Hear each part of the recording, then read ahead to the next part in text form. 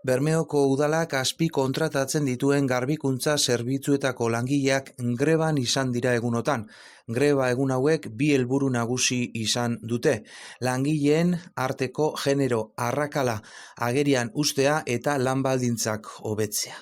ELA sindikatuak esan duenez, kale garbiketan diharduten langileen kolektiboan sektore hau maskulinizatua da oso, eta eraikin eta lokalen garbiketan diharduten langileak sektore hau erabat feminizatua dago.